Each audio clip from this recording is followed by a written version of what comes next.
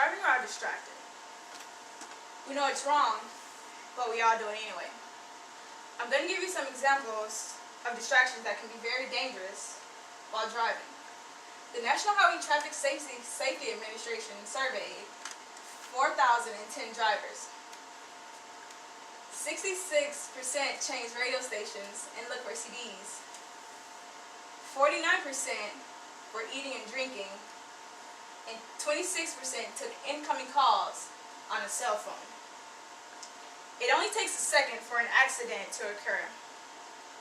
From the year 2004 and 2008, the number of car crashes due to distractions went from 4,409 to 5,331. The National Security of Statistics and Analysis stated that in 2008, over 37,261 fatal crashes occurred in the United States that involves over 50,000 drivers. Of those 50,000 drivers, over 37,000 people were killed. Distractions was the cause of 5,501 drivers involving 5,870 fatalities. Talking on the phone is a major cause. The age group with the highest percentage of distracted drivers was under the age of 20. How many times have you driven from place to place and the car next to you had someone texting, talking on the phone, and just driving recklessly? I've seen it tons. Statistics also show that from the age group of 20 to 29, 12% of fatal crashes were due by distracted drivers. Even though there's a lot of information about distracted drivers, the information is hard to measure and not perfect because, of course, drivers are less likely to tell law enforcement that a crash that was caused by them were due to talking on the phone and texting.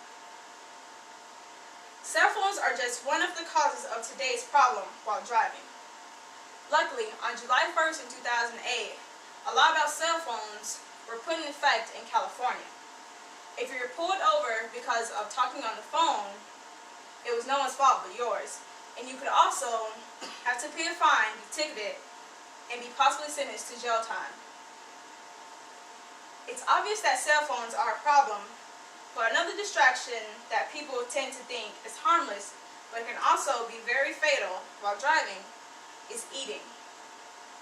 Reason being, when you're eating and you're focusing on your food or drink, all your attention is on that item, which means you're not focusing on the road.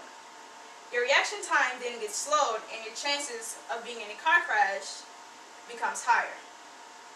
Most common for adults is coffee. That's dangerous because if it were to spill on you, your first mindset would be to hurry and get it off. While doing that, your attention turns from on the road to your own well-being, but in a sense, your well-being just became a lot worse. The last distraction I'll be discussing is one that is often overlooked, which is fatigue. People drive every day tired, and most don't realize that when the body is tired, your reaction time is even more slower than before. Every day, nurses and doctors work double shifts, get in their cars, and drive home. Firemen and police officers work 12 to 14 hours, get in their car, and drive home. During holiday season, people drive for hours and hours to spend time with family, only stopping for food break and gas. Caffeine will only give you a quick jolt of energy, but you probably need to regenerate your mind and body so you can be able to react if an accident happens close by you. Basically, we are all distracted externally every time we get behind the wheel of a car. But we can minimize the internal distractions by pulling over to take a phone call, eating the place where you got your food is, pulling over to eat, properly getting your rest before you drive, and so forth.